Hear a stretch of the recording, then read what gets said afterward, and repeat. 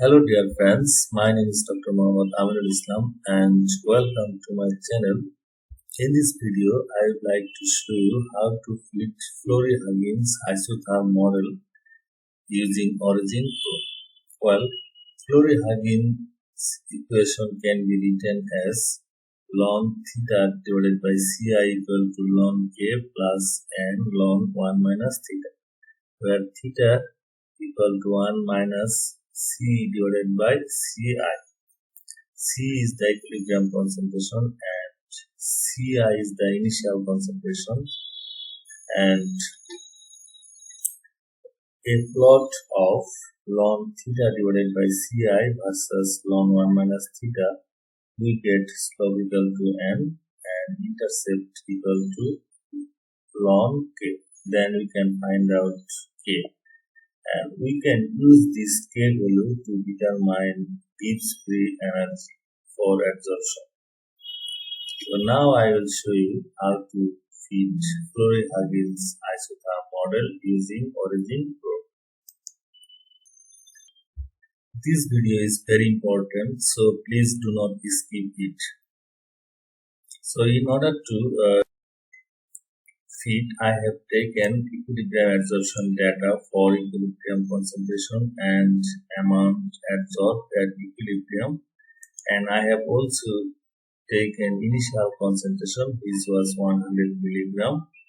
Then according to equation, you have to convert CE divided by Ci, which I have already done. Just select and right clicking, then set column value. So I have already performed this. Similarly, I have also converted theta equal to 1 minus. Similarly, I have converted theta equal to 1 minus CE divided by Ci, just selecting and clicking right button. Then I have also converted ln 1 minus C divided by Ci.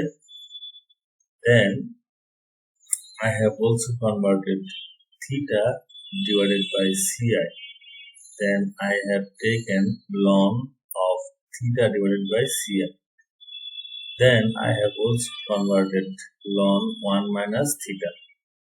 So then you need to set this as x-axis. I have already done so. Then select this and this. Then go to plot, then scatter. So here is our linear plot. Now I like to mask this so that it will not be included in the linear fit. So in order to do that,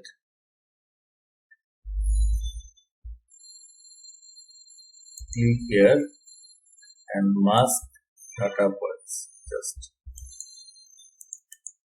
double click on it, so it has been masked. Then go to analysis, then fitting, then linear fit, then open dialog. Then click OK.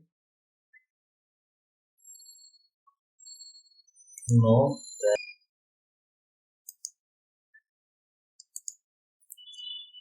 Then here is our linear fitting results.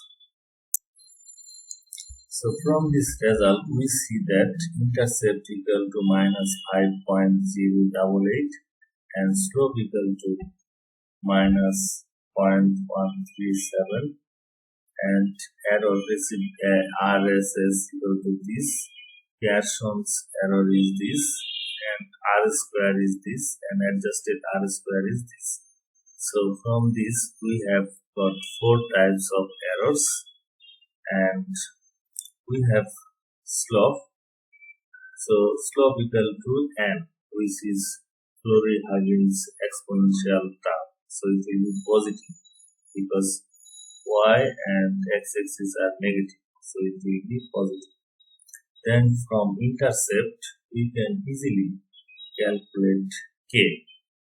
Then putting the value of k in previous equation del Z naught equal to minus RT log K, we can easily calculate Gibbs free energy del Z naught. So that's for today. Thanks for watching.